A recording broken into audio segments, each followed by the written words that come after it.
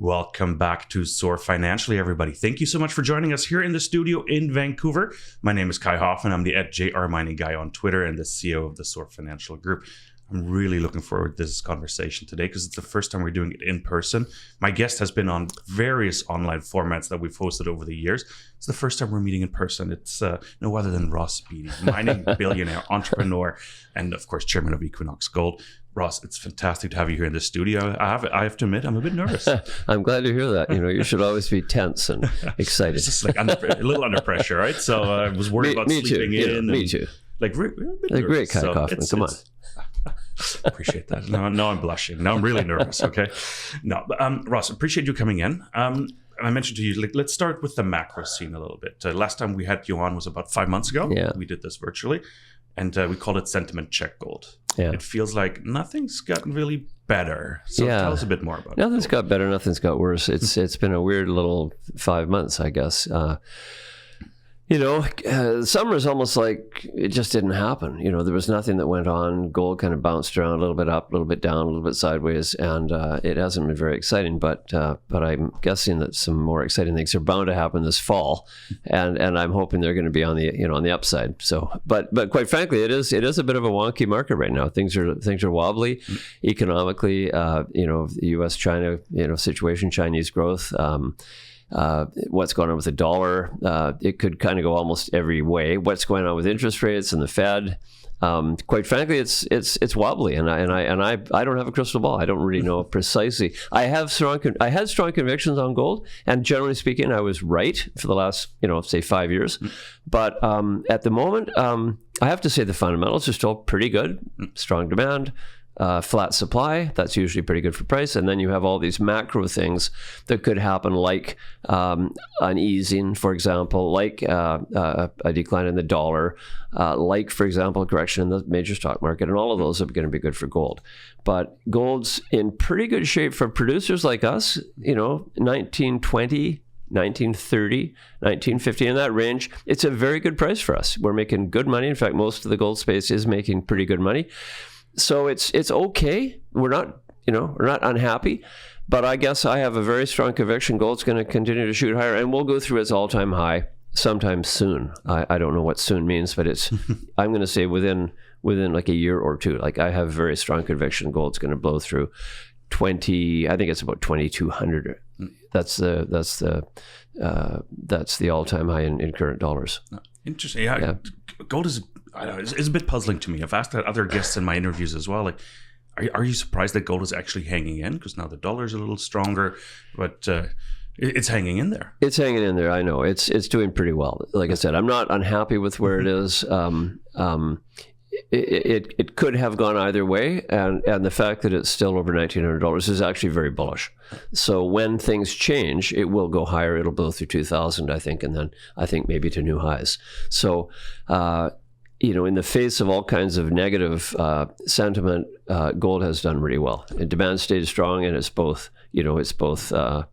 Investors buying, most of it's the investor market, let's face it. Most investors buying gold and central banks buying gold as a store of value, long-term value, exactly what gold has always been good for. Just it's a different form of wealth. Absolutely. I fully agree with all you're saying, actually. It's like 2,200. I've heard it a couple times now, so I'm curious when we'll get there. A lot of people predicted for H1 actually next year. Yeah. Curious if that happens. Yeah. Let's touch on silver. A little more volatile than gold. We're at almost $23 again, but we touched on 25. So there's quite a few swings happening. What's your opinion on silver? Well, silver is a very different metal than gold in many respects, in that it's fundamentally an industrial metal for over half of its demand. The other half is more or less as money for investors. But gold has 99% of its uses as a store of value, as a form of currency, whereas silver is used in so many things. And so you have to look at the industrial demand for silver and the investment demand. I always say it's the schizophrenic metal because it doesn't know where it is. It doesn't know if it's in a precious metal camp or a base metal camp. On the industrial metal side, it's a very strong world because the biggest demand now for silver is in photovoltaic cells, which is, of course, for solar power, driving huge amount of silver demand.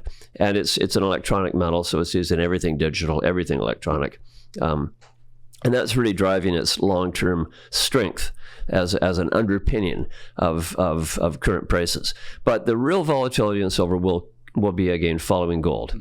And so if gold runs, silver's going to run. If gold weakens, silver's going to weaken, but not as much, because it'll be buffered by the industrial demand.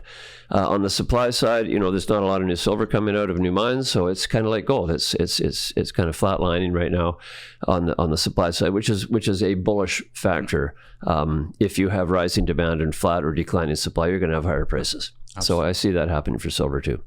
No, the demand on the photovoltaic side is insane. Especially, apparently, we're going to double-sided photovoltaics as well. So really interesting developments there. Ross, we need to talk about the sentiment in the sector. Like the mining space is completely unloved. I'm trying to work out a little bit why that is. Right, I've wrote down one comment is margin compression. Right, and of course, lack of risk capital. Like you're producing, like let's use the Equinox as an example because I have you, $1,500 gold, $1,500 all in. Right. Yeah. 1950. Let's assume 1950 gold price. That's 600,000 ounces a year. Yeah. Right. Yeah. But those margins used to be better on a total dollar basis. Yeah. Right. Well, look, you tell me what the reasons are, because quite frankly, I'm puzzled. In my long career in this business, I've been in this business nearly. I've been working in the business for more than 50 years, but as running public companies since 1985. So a long time, 38 years. So I've watched the cycles come and go, and I can say that never in my career have I seen gold equities so weakly priced relative to the gold price itself. For some reason, we have this real disconnect today between the value of the equities and the value of the metal. I've never seen it before. In fact, in the 80s and 90s, gold equities were trading at 2 and 3 times net present value. Right? And today they're trading at 0.4, 0.5, 0.6 times net present value. So that's very unlikely. It's only this year, by the way, that's really happened. And so, it's very unlikely that things are going to stay like they are for very long. And you're either going to have the gold price collapse or you're going to have equities rise in value. And I would bet on the latter. I think the gold equities are really, really cheap, historically cheap, fabulous value. As you go down into the higher risk companies, from the seniors to the intermediates to the juniors, the discount is even more. So the juniors today, they can't get equity capital for exploration, for development. The intermediates have really crummy price to net present value ratios. The seniors are okay, but not as valuable as they were historically. And it's just one of those things. Buyers are on strike. And you could say there's a whole bunch of reasons, but it's kind of irrelevant. The real question is, when is it going to change? And is it going to change? Typically, in a bear market for equities, there's some catalyst. And when the catalyst happens, it could be a new discovery. We've had a couple of big discoveries like Skyline that have propelled value in that exploration space. It could be the success of some good stocks that have done well, like Alamos Gold, for example. It's done really well. It's really had a good run. There's a bunch of companies like that. But it'll be some catalyst, and all of a sudden, bang, overnight, you're just going to see a doubling of kind of across the board, because the metrics are going to be there. The valuation parameters are going to all of a sudden readjust to what they have been historically. Now, what causes that sentiment? When exactly is it going to happen? I don't know. But it happened in 2016. It happened in 2012. It happened. I can point to many times. And when it happens, you are going to want to own these stocks now, because it'll readjust before you know it. It'll readjust like instantaneously, and everybody's going to say, "Oh God, if only I bought that stock that I was looking at that seemed really cheap and really good value." But it'll be too late. So this is the buyer's market right now. There's fabulous value in the space, historically unprecedented in my career. I'm buying myself right now. I'm being somewhat selective, but I'm buying right now. I'm buying my own company, Equinox Gold. It's dirt cheap. There's all sorts of catalysts within that company, and there are within most companies. It could be exploration results, it could be production milestones, it could be cost reduction, that kind of thing. But it's today. It's a great time to be buying gold equities. And I don't always say that, by the way. No, it's like, I think I remember asking you that before. It's like, nah, I'm not doing much. I think you said that might have been the interview before, right? And so do you do private placements or? Yeah, I do some You don't have to mention names. Yeah, I do some private placements, but I look at management. Obviously, I look at the quality of the project. I look at the stock valuation, those kind of things, and I diversify. I buy a handful. I don't just buy one or two because it is a risky game, very speculative, and you want to be a diversified portfolio if you're going to be in this game. Absolutely. Yeah. You mentioned before we hit record that you're going down to Denver for the Denver Gold Show. Are you going also as an investor or just as chairman? Yeah, a little bit of both. A little bit of both. Yeah, I'm lucky because I don't have to do any of the way the Denver Gold Show works, and actually Beaver Creek, these two very important gold shows in September, is they now have kind of dating rooms where companies in a room and investors come in every 30 minutes to have one-on-ones. And honestly, the management teams are booked in those meetings like 15 meetings a day. Like it just goes nonstop. It's a very efficient way for investors to meet management and vice versa.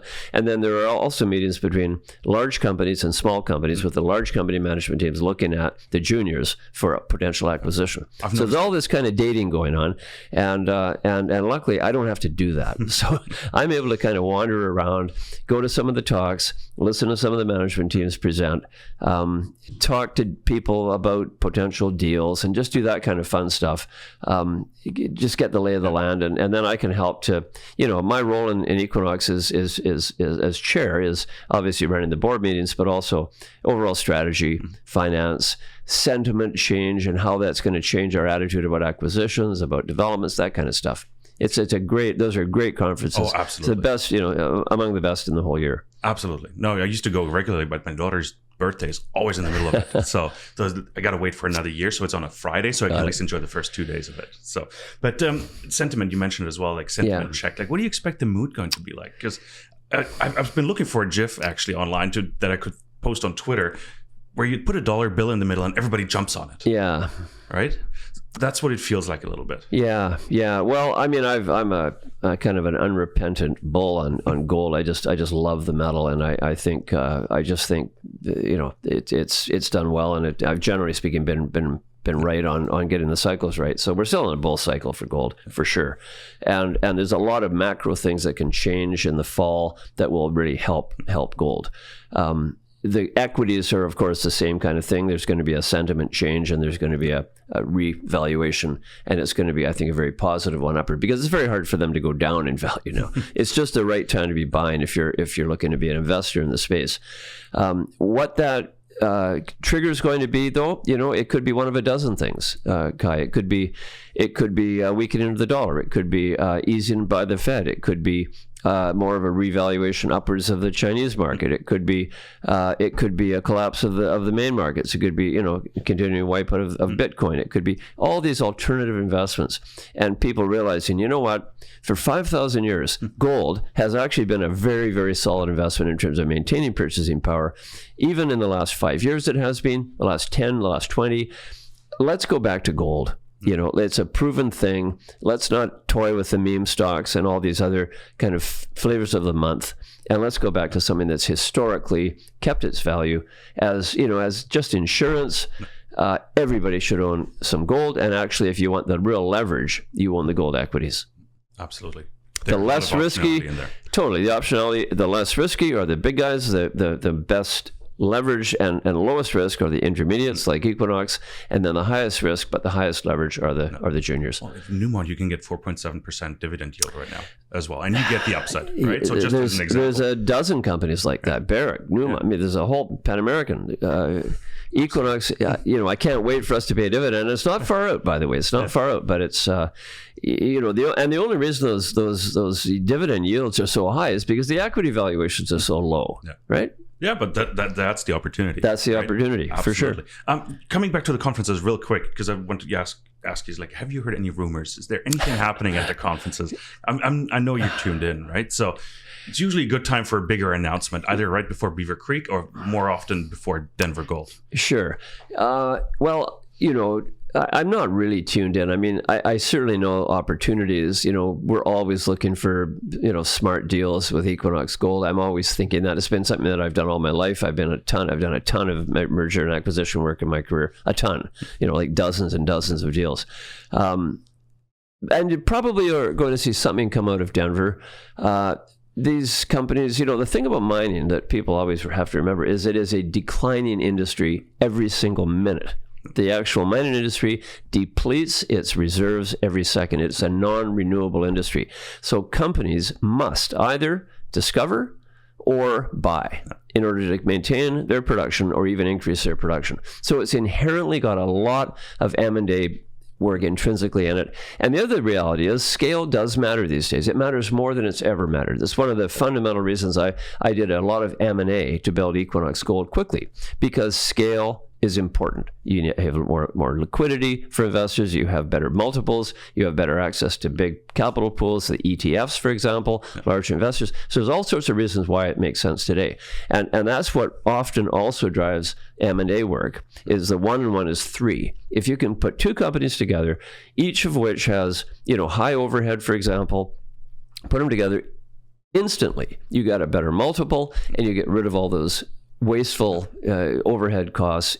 You can have 1 instead of 2. So it's really sensible if it's a true synergistic merger. The problem is a lot of them aren't. A lot of them are growth just for growth's sake, which is stupid, or and quite frankly, I made a bad decision in one of our deals to buy a company when Equinox combined with Leagold. We got stuck with a mine that was much more difficult than I had ever anticipated in Mexico, the Los Filos mine, and that's been a real headache. So we're sorting it out. It'll get sorted out, but it was definitely not the easy 1 and 1 is 3 deal that I hoped it would be, and so sometimes things happen. They don't always work out, but getting bigger is smart by itself. And so I expect you're going to see some deals. Interesting. Yeah. Okay. Like, I'm trying to nail you down a little bit, but it's tough, like, to see get some names out of you. Like, one rumor I heard this week was Barrick and AngloGold.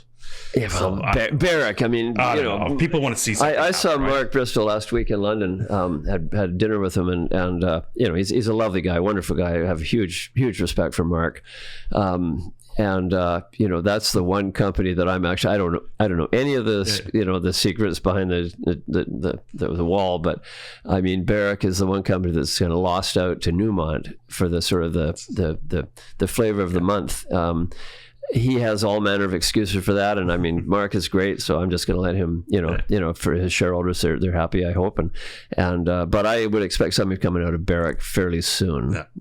Who knows what? Okay, no, fair enough. It could be First Quantum, it could be AngloGold. There's all kinds of different options. He likes copper lately, right? So he likes copper. That's the other direction, right? Yeah. So yeah, interesting, fantastic. Okay, I'm not going to grill you anymore on that. Well, right? it's pure speculation. Let's get back to Equinox Gold real quick to sort of wrap up the discussion as well. Greenstone, how is that coming along? Beautifully. That's going to be a game changer.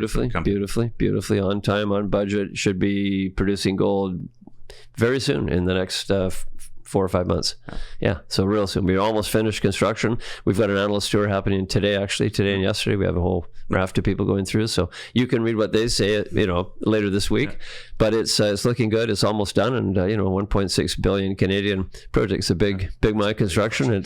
I think it's a huge credit to the team that they've built it on time and on schedule within this inflationary world, and all the noise about every analyst in Toronto said we couldn't do it, we wouldn't do it, we're going to blow the budget out, and of course they've been wrong, and we've been on track. So I'm really looking forward to that, because it's a complete game changer for Equinox, right? It'll add 240,000 ounces a year to what we produce today of 600,000. It'll drop our cost. Greenstone costs will be about $800 an ounce, give or take. Our current costs are closer to $1,400-1,500. So it's really going to make a big difference. Oh, fantastic. Across the board. Yeah. And help with that NPV, PNAF multiple. Yeah. Right? Oh yeah, for sure. Which is quite strong. For sure. One thing I've noticed in the recent press release, real quick, I don't want to get into too much detail, but you put in a gold collar. Can you elaborate a little bit on, because you also pre-sold some gold? Yeah, we also pre-sold some gold. This is just literally for 1 year, and just to reduce our risk, because the Greenstone construction is so important, and we do not want to lose. And so, of course, the construction budget comes from both our treasury, some debt, but it also comes from our cash flow.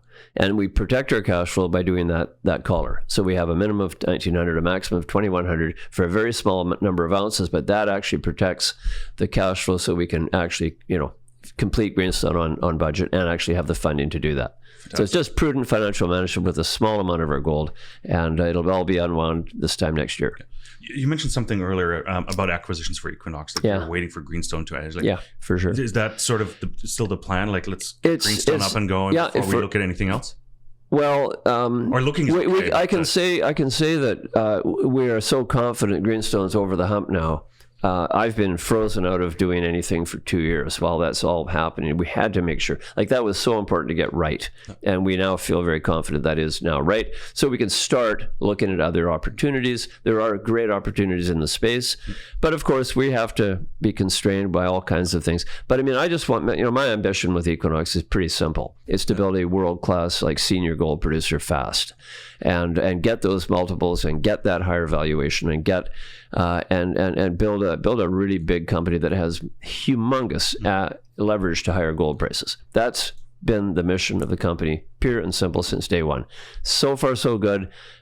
We just have to. We've been penalized for 2 years with all kinds of worry about Greenstone, whether we were going to blow our budgets and take longer.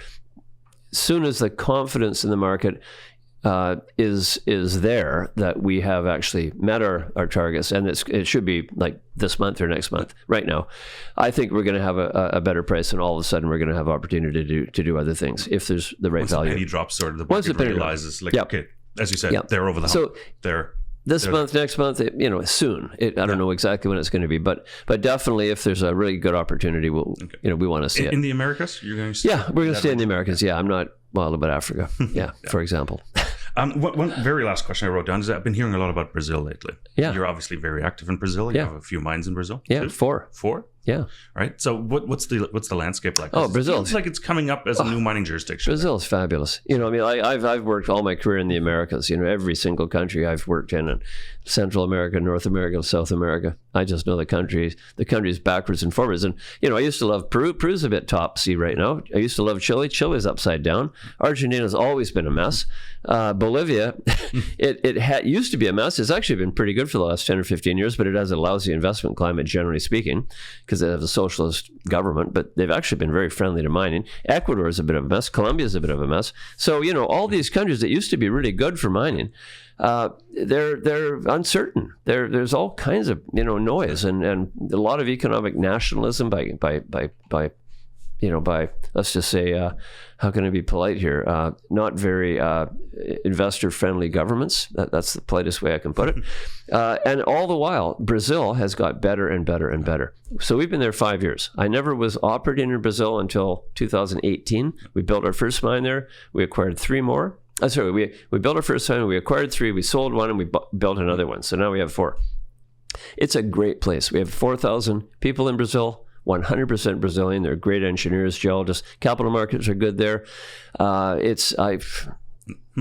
love it. Fantastic. It's great. No, it's one of the themes. It's a lot of fun too. Yeah. Really nice, nice people. I was there when I was 11 the last time, so I need to go again. Go again. But, it's great. I need to go on a site visit. Good beaches. I need a good reason. Well, you're always welcome. Fantastic. Everybody heard that. So, no, Ross, fantastic. Like, I love chatting in person. It's just very different energy. It's so much more fun. Pleasure. I think. So thanks so much for coming to the studio. Happy really to do insightful, so. And we'll have to do this again. It required a 2-block walk. So, if it was 3, I don't know. But 2 blocks is fine. I'm glad we're downtown Vancouver here. So fantastic. Ross, thank you so much for coming in. And my pleasure. Let me switch the camera over here to this one. And thank everybody for tuning in. Thank you so much for watching Soar Financially. We hope you enjoyed this conversation as much as I did, of course. Make sure you hit that subscribe button. There's a box right there. It says subscribe on it. It's that square box. We really appreciate it because now 85% of you watching are not subscribed. Let's change that. It helps me bring guests like Ross Beaty here on the program more regularly, perhaps, or and guests of other great caliber as well. And really appreciate it. Thank you so much for tuning in, and we'll be back with more.